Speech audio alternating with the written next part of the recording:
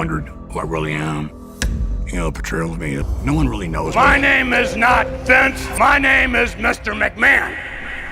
Mister मिकमैन pro wrestling या WWE के अंदर ये इतना बड़ा नाम है और आज जो हम WWE को जिस पोजीशन में देख रहे हैं ना वो विंस मिकमैन के कारण ही है। और अभी रिसेंटली नेटफ्लिक्स के ऊपर विंस मिकमैन की डॉक्यूमेंट्री आई है जिससे कि हमें विंस मिकमैन के बारे में और चीजें जानने को मिली है। तो स्वागत है दोस्तों आप लोगों का रेसलिफोरिया चैनल पे और आज की इस वीडियो में हम बात करेंगे उन चीजों के बारे में जो कि हमें विंस मिकमैन की इस डॉक्यूमेंट्री से जानने को मिली है। तो वीडियो में आगे बढ़ने से पहले मैं आप लोगों से कहना चाहूंगा अगर आप लोग इस चैनल पे नए आए हैं और आप लोगों को इस चैनल का कंटेंट पसंद आता है तो यार सब्सक्राइब जरूर कर देना और उस बेल आइकन को भी जरूर दबा देना ताकि आप लोग चैनल पे अप टू डेट रहें। और ये वीडियो अच्छी लगे तो लाइक भी जरूर करना। और एक और चीज जो कि मैं आप लोगों से पूछना चाह रहा था कि मैं अगले महीने चैनल के ऊपर एक नई सीरीज या नया कंटेंट लेकर आना चाहता हूं जैसे कि WWE की greatest rivalries, rise and fall जैसी वीडियोस और WWE की डार्क स्टोरी या कंट्रोवर्सी से रिलेटेड वीडियोस। तो मैं इस सीरीज को लाने में यार बहुत ज्यादा इंटरेस्टेड हूं, पर मैं आप लोगों को भी जानना चाहता हूं कि आप लोग इसमें इंटरेस्टेड है या नहीं। तो आप लोग मुझे कमेंट पे जरूर बताना। अगर आप लोगों को ये सीरीज पसंद आती है तो मैं यार उसे चैनल पे जरूर लेकर आऊंगा। कमेंट में जरूर बताना यार आप लोगों को कौन सा टॉपिक है, किस टॉपिक के ऊपर आप लोगों को सबसे पहले वीडियो चाहिए। अब इस डॉक्यूमेंट्री में शुरुआत में विंस के चाइल्डहुड के बारे में बताया जाता है कि कैसे वो ट्रेलर पार्क में रहते थे उनकी मदर और उनके स्टेप फादर के साथ। और उनका ये बताना था कि जो उनके स्टेप फादर थे वो बहुत ही ज्यादा अब्यूजिव थे और वो उन्हें बहुत ज्यादा मारते थे। उनका ये बताना था कि वो जब 12 साल के थे तो वो अपने फादर से पहली बार मिले थे, यानी कि यहाँ पर विंस सीनियर की बात हो रही है। विंस मैकमैन का ये बताना था कि उन्होंने अपने फादर से ये चीज कभी भी नहीं पूछी कि वो उनके शुरुआत के जो 12 साल थे ना उनके बचपन के, उस टाइम पर उनके फादर कहां थे। उनका ये कहना था कि उनके फादर और उनके बीच में ज्यादा से ज्यादा बिजनेस से रिलेटेड बातें होती थी और उन्होंने जब WWE को देखा और अपने फादर को देखा कि वो किस तरीके से यहाँ वर्क करते हैं वो उन्हें बहुत ज्यादा पसंद आया। और इस टाइम पर क्या था कि WWE की एक टेरिटरी थी बेंगोर के अंदर, वहां पर विंस मैकमैन को भेज दिया जाता। और जब विंस मैकमैन वहां से वापस आते हैं तो उस टाइम पर एक इंसिडेंट होता है कि एक रिंग अनाउंसर थे वो भाई ज्यादा पैसे मांग रहे थे, पर विंस सीनियर भाई उससे ज्यादा पैसे देना नहीं चाह रहे थे। तो काफी देर तक सोचने और देखने के बाद उन्होंने विंस मैकमैन जूनियर के हाथ में माइक थमा दिया और कहा जा आज से तू रिंग अनाउंसर है।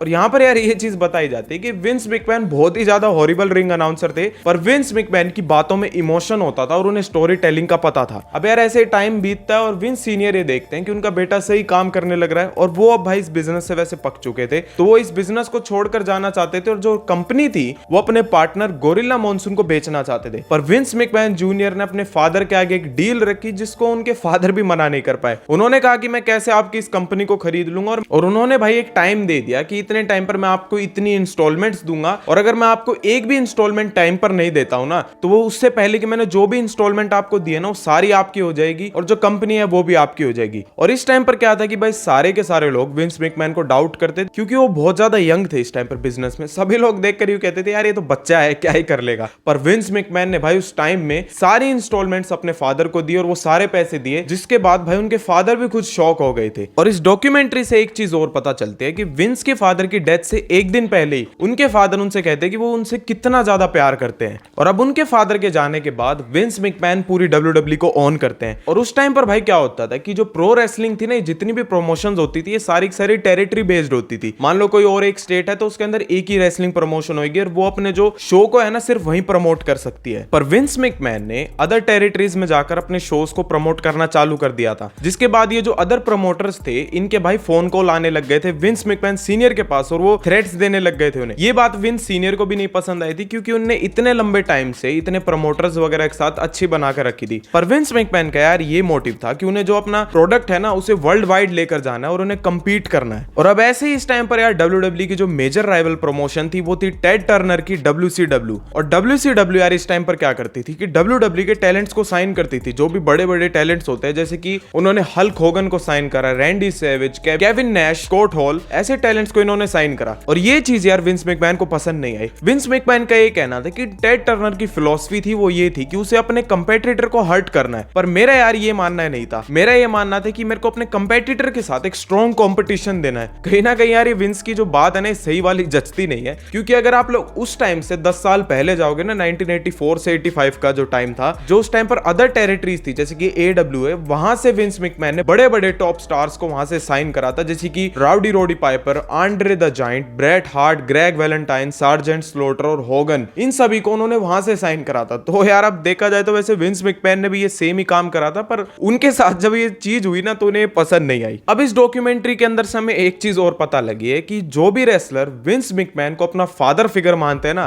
विंस मैकमैन उन सभी को स्क्रू कर देते हैं। और ये जो एपिसोड नंबर 3 था ना इस डॉक्यूमेंट्री का, इसके अंदर स्क्रू जॉब को कवर करा है। स्क्रू जॉब रेसलिंग के अंदर 2 स्क्रू जॉब थे जो विंस मैकमैन के टाइम पर हुए थे। सबसे पहले जिसके ऊपर हम बात करेंगे वो वेंडी रिचर। अब यहां पर यार सबसे पहले क्या होता है कि वेंडी रिचर जो कि WWE की फीमेल डिवीजन के अंदर थी 80s 90s के टाइम पर, वो उस टाइम पर वुमेन्स चैंपियन थी। अब विंस मैकमैन चाहते थे कि वो अपनी चैंपियनशिप को ड्रॉप कर दे, पर उन्होंने भाई साफ सीधा मना कर दिया। और विंस का यार ये कहना था कि ये बिजनेस मेरा है, ये चैंपियनशिप है ना जो तुम अपने कंधे पर लेकर घूम रहे हो, ये मेरे कारण ही तुम्हारे कंधे पर है, और मैं जब चाहूंगा ना तो ये तुम्हारे कंधे पर डाल सकता हूं और मैं इसे वापस ले भी सकता हूं क्योंकि ये मेरी प्रॉपर्टी है। और विंस ने क्या करा यार, उन्हें स्क्रू कर दिया। अब यार यहां पर क्या होता है कि वेंडी रिक्टर का मैच हो रहा होता ब्लैक स्पाइडर के साथ। हाँ, मैंने पहले इनका नाम गलत प्रोनाउंस कर दिया, वेंडी रिक्टर नाम है इनका। ब्लैक स्पाइडर जो कि आई थिंक फेबुलस मूला थी, उन्होंने मास्क पहन रखा था। अब उस मैच के अंदर क्या होता है कि जो ब्लैक स्पाइडर थी यानी कि फेबुलस मूला थी, वो भाई वेंडी रिक्टर को कवर करती है। और रेफरी क्या करते हैं, रेफरी काउंट करने लग जाते हैं और वो 3 तक काउंट भी कर देते हैं, जबकि रिक्टर का भाई शोल्डर मैट पे टच भी नहीं था। उन्होंने भाई 3 तक काउंट कर दिया और मैच खत्म हो गया। और यहां पर भाई हमें देखने को मिलता है कि वो इतने गुस्से में आ जाती है कि मैच के बाद वो टाइटल से ही फेबुलस मूला को, रेफरी को, इनको मारने वगैरह लग जाती है। और फिर इसके बाद भाई एक और स्क्रू जॉब जिसको हम सभी जानते हैं और हार्डकोर रेसलिंग फैंस जो कि WWE को या रेसलिंग को बहुत टाइम से देख रहे हैं वो जानते होंगे, मॉन्ट्रियल स्क्रू जॉब। अब ट्रिपल एच ने यार इस डॉक्यूमेंट्री के अंदर इस बात को एडमिट करा कि वही वो बंदे थे जिन्होंने स्क्रू जॉब का आइडिया रखा था। उन्होंने बताया कि कैसे वो विंस मैकमैन और शॉन माइकल्स के साथ फोन पे बात कर रहे थे जब उन्होंने स्क्रू जॉब की बात उनके आगे बताई थी। और विंस मैकमैन ने यार उनके आगे यही कहा था कि ये बात वो किसी को भी नहीं बताएंगे और सबके आगे वो सिर्फ यही बात बोलेंगे कि ये विंस मैकमैन का आइडिया था। अब देखा जाए तो यार यहाँ पर ये 2 चीज देखने को मिलती है। पहली चीज तो कि विंस मैकमैन ये अपना फादर फिगर दिखा रहे थे कि कैसे ये जो भी गलती है, सब कुछ हुआ है ना, ये सिर्फ मेरे कारण हुआ है, इनमें इनकी कोई गलती नहीं, किसी और की भी गलती नहीं, सब मेरे कारण हुआ है। नहीं तो दूसरी चीज वो अपना डोमिनेंस दिखाना चाह रहे थे ब्रेट हार्ट के भी आगे और सबके आगे कि हाँ ये मैंने ही करा है और मेरे को कोई नहीं रोक सकता। और जब भाई स्क्रू जॉब के टाइम पर जब वो बेल रिंग हुई थी तो विंस मैकमैन रिंग साइड पर ही खड़े थे क्योंकि वो ये दिखाना चाहते थे ब्रेट हार्ट को कि ये जो भी चीज हुई है ना ये मेरे कारण ही हुई है, ये सब कुछ मैंने करा है और जो चीज मेरी है ना भाई मैं उसे वापस लेकर ही रहूंगा। वो जो चीज है ना वो मेरी है,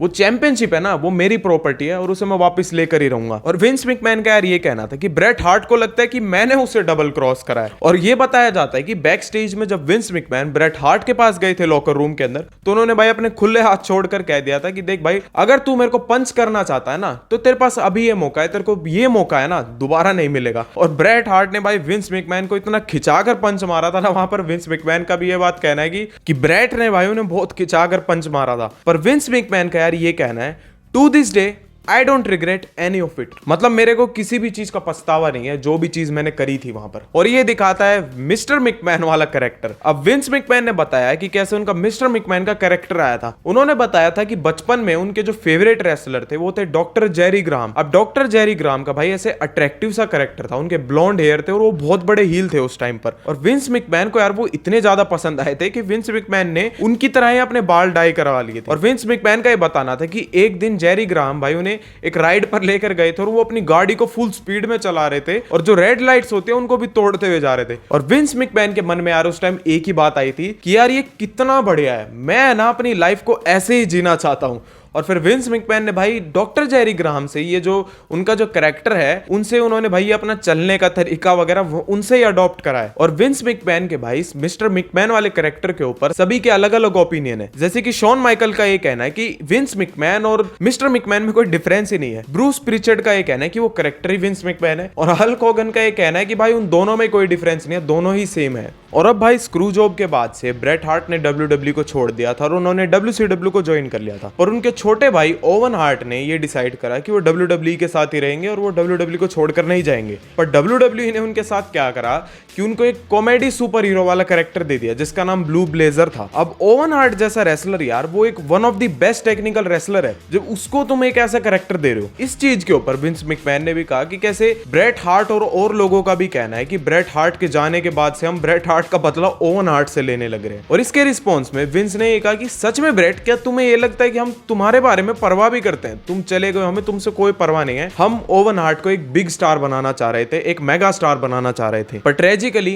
1999 के ओवर द एज पेपर व्यू के अंदर ओवन हार्ट की डेथ हो जाती है। जब उन्हें राफ्टर से नीचे लेकर आया जा रहा होता है उनके एंट्रेंस में, तब उनके गियर के अंदर एक खराबी के कारण वो भाई आई थिंक 70 फीट की ऊंचाई थी या उससे भी ऊंचा था, वहां से भाई सीधा रिंग में आकर नीचे गिरते हैं, उनकी ऑन द स्पॉट डेथ हो जाती है वहां पर। और यहाँ पर भाई विंस मैकमैन ने एक कंट्रोवर्शियल डिसीजन लिया था कि शो को कंटिन्यू रखने का, जबकि ये कहा जाता है कि भाई उस मैट पर ओवन हार्ट का ब्लड लगा हुआ है, वहां पर ओवन हार्ट का खून लगा हुआ है, फिर भी शो को कंटिन्यू रखा गया। अब विंस का यार ये कहना था कि जो ये डिसीजन था ना, ये मेरे पास ही था कि मेरे को शो को कंटिन्यू रखना है या नहीं रखना है। अब उनका ये कहना था कि लाइव ऑडियंस है, उन्होंने ये नहीं देखा कि यहाँ पर सच में हुआ क्या है, और अगर उन्होंने देखा भी है तो इस चीज पे हम कुछ कह नहीं सकते हैं। पर वो लोग यहाँ पर एक शो देखने आए हैं, वो यहाँ पर किसी की डेथ नहीं देखने आए हैं। तो भाई एज अ बिजनेसमैन मैंने ये सोचा कि शो को कंटिन्यू ही रखना चाहिए। अब इस चीज के ऊपर ब्रेट हार्ट ने भाई कमेंट करा था इस डॉक्यूमेंट्री के अंदर, कहा था कि अगर शेन मैकमैन का सर वहां पर फटा पड़ा होता रिंग के अंदर, क्या तब भी विंस मैकमैन शो को कंटिन्यू रखता? इसके रिप्लाई में भाई विंस मैकमैन ने भी कहा कि अगर मेरा भी वहां पर सर बिखरा पड़ा होता ना मैट के अंदर, तब भी मैं यही चाहता कि भाई शो कंटिन्यू रहे, मेरे को भाई वहां से खींच के बाहर निकालो और शो को कंटिन्यू रखो। अगर मैं आज भी मेरे साथ भी ये चीज होती है ना, तो मैं यही चाहूंगा कि भाई शो फिर भी कंटिन्यू रहे। और डॉक्यूमेंट्री से यार एक और चीज भी पता चलती है कि कैसे विंस मैकमैन की साइड हमेशा न्यूयॉर्क पोस्ट के कॉलमनिस्ट फिल मशनिक एक कांटा बन के खड़ा रहते थे, क्योंकि उस टाइम पर WWE के जितने भी स्कैंडल्स वगैरह होते थे वो उनको रिपोर्ट करते रहते थे, जैसे कि जिमी सुनु का murder allegations, ring boy scandal, steroid trials, ऐसे बहुत सारे उन्होंने स्कैंडल्स को, इन सारी चीजों को उन्होंने रिपोर्ट करा। और उस टाइम पर भाई क्या था कि जो मेन स्ट्रीम थी ना, वो WWE के बारे में इतनी परवाह नहीं करती थी। अब विंस मैकमैन का यार यहाँ पर ये कहना है कि ये सारी मनगढ़ंत बातें और ये उनके खिलाफ बनाई जाती है। उनका ये कहना है फिल मशनिक की उसको बातों की गहराई में जाने की आदत है, और उसका पता नहीं यार कंपनी के अगेंस्ट में क्या चीज थी कि वो मेरी कंपनी के खिलाफ बोलता है और मेरे से इतना खिलाफ बोलता है, उसको आखिर पता नहीं क्या दिक्कत थी। और फिल मशनिक ने भी भाई इस डॉक्यूमेंट्री में इंटरव्यू के अंदर कहा कि विंस मैकमैन एक डर्ट बैग है। और विंस मैकमैन ने भी यार ये चीज कही कि फिल मशनिक एक ऐसे बड़ा सा केस बनाना चाह रहा था कि कितनी घटिया कंपनी है हमारी, WWE कितनी बेकार है, और वो हर चीज आजमा रहा था। और इस डॉक्यूमेंट्री के अंदर यार कुछ ऐसे कई सारे स्कैंडल्स हैं जिनको कवर करा था, जैसे कि WWE की फर्स्ट फीमेल रेफरी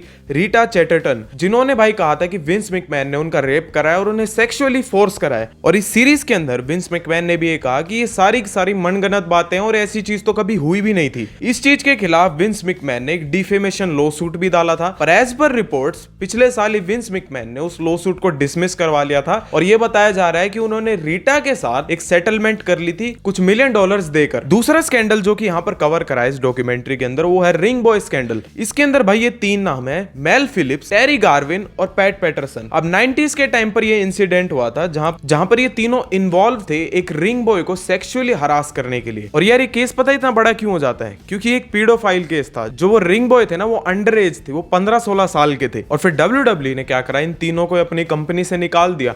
और इस डॉक्यूमेंट्री के अंदर ये भी बताया जाता है कि कैसे विंस मैकमैन को ये चीज गलत लगी थी कि पैट पैटरसन की कोई गलती नहीं थी, तो उन्होंने पैट पैटरसन को वापस हायर कर लिया था। पर टोनी एटलस ने भाई इस डॉक्यूमेंट्री के अंदर बताया था कि कैसे पैट पैटरसन जैसा बंदा जो कि सेक्सुअल हरासमेंट के अंदर उसका सबसे पहले नाम आना चाहिए, उनका अपना खुद का भी पर्सनल एक्सपीरियंस बताना था कि कैसे वो उनके प्राइवेट पार्ट्स को छेड़ते थे और वो किसी के आगे कंप्लेंट भी नहीं कर सकते थे, क्योंकि विंस मैकमैन के बाद जो हेड है, मतलब जो सीनियर है, वो पैट पैटरसन ही है। और अगर वो कंप्लेंट करेंगे तो उन्हें कंपनी से निकाल दिया जाएगा। और जो तीसरा स्कैंडल जिसके बारे में इस डॉक्यूमेंट्री के अंदर बात हुई है, ये है स्टेरॉइड ट्रायल। अब 90s के टाइम पे डॉक्टर ज़होरियन, जो कि एक फिजिशियन थे WWE के अंदर, अब यार मेरे को ये नहीं पता कि मैं इनका नाम अच्छे से प्रोनाउंस कर रहे नहीं, ये क्या करते थे, ये रेसलर्स को इलीगली स्टेरॉइड्स बेचते थे। और ये डॉक्यूमेंट्री के अंदर बताया गया कि कैसे उस टाइम 90% जो रोस्टर था वो स्टेरॉइड्स के ऊपर था। ये जितने भी बिग फिजिक वाले जो भी रेसलर्स थे ना, सारे के सारे स्टेरॉइड्स के ऊपर थे। और विंस मैकमैन ने यार बताया कि कैसे उनने भी ये बात कही कि वो स्टेरॉइड्स लेते थे, पर वो किसी फिजिशियन से अच्छे से पूछ के रिकमेंड करवा के उन्हें लेते थे, वो कभी भी ऐसे इलीगली तौर पे नहीं लेते थे। उनका ये कहना था कि स्टेरॉइड्स को प्रेस्क्रिप्शन के साथ लेना इलीगल नहीं है, पर बिना प्रेस्क्रिप्शन के वो इलीगल चीज है। अब आगे यार यहाँ पर ये बताया जाता है कि कैसे हल्क होगन ने 1993 के अंदर WWE को छोड़ दिया था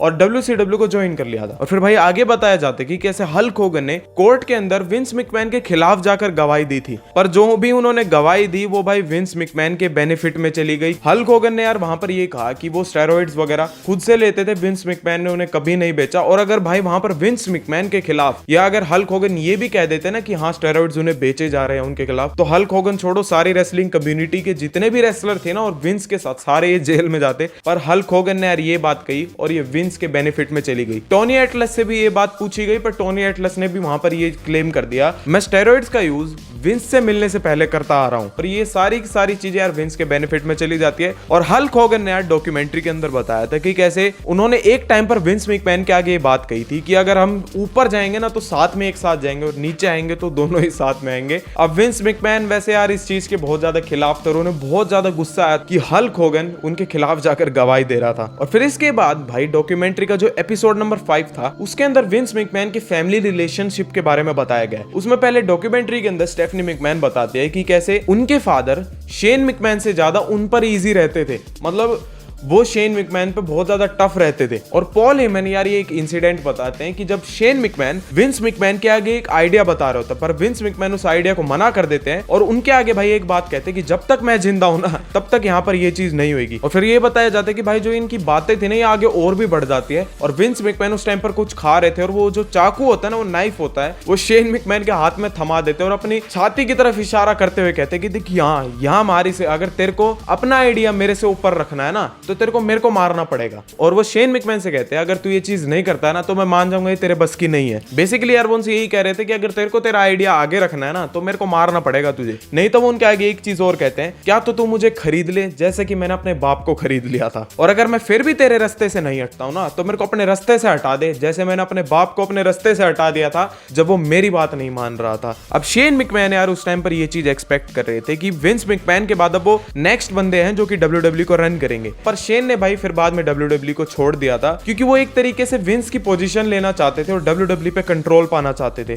और साथ ही साथ विंस मैकमैन और शेन मैकमैन अब एक दूसरे से दूर हो गए थे, इसलिए शेन मैकमैन कंपनी को छोड़कर चले जाते हैं। और शेन मैकमैन भाई फिर बाद में वापस भी आते साल 2016 के अंदर और वो रेसलमेनिया 32 के मैच के बाद का अपना एक मोमेंट बताते हैं जब विंस मैकमैन उन्हें गले लगाते हैं। और उस टाइम पर भाई शेन मैकमैन अपने फादर से कहते हैं all I ever wanted is your respect. अब डॉक्यूमेंट्री का जो लास्ट एपिसोड था ना भाई वो क्रिस बेनवा की ट्रेजेडी को कवर करता है। और इसके अंदर यार हमें पता चलता है जब विंस मैकमैन और ब्रेट हार्ट का जब इंटरव्यू होता है वो बताते हैं कि कैसे स्टेरॉइड्स का भाई कुछ भी लेना देना नहीं है, जो भी चीज बेनवा ने करी है, जो बेनवा ने हॉरिबल क्राइम्स करे ना स्टेरॉइड्स का इसमें कुछ लेना देना नहीं है। और विंस ने यार उस इंटरव्यू में कहा कि कैसे सारे जो इंसान होते हैं ना वो एक जैसे नहीं होते, सारे एक जैसे ठीक नहीं होते हैं। और क्रिस बेनवा पागल हो गया था और उनका कहना था अक्सर कई सारे लोग ऐसे हो जाते हैं एक टाइम पर। क्रिस नोविंस्की जो कि WWE के फॉर्मर सुपरस्टार थे उन्होंने बताया कि कैसे क्रिस बेनवा को CTE थी, ये एक रेयर बीमारी थी जिसके बारे में लोग उस टाइम पर जानते नहीं थे। और क्रिस नोविंस्की का करियर भी इसी बीमारी के कारण खत्म हो गया था क्योंकि उनको रिंग के अंदर एक कंकशन हो गई थी। पर अपने इन रिंग करियर के खत्म होने के बाद उन्होंने इस बीमारी के ऊपर और भी ज्यादा रिसर्च करा CTE के बारे में कि कैसे ये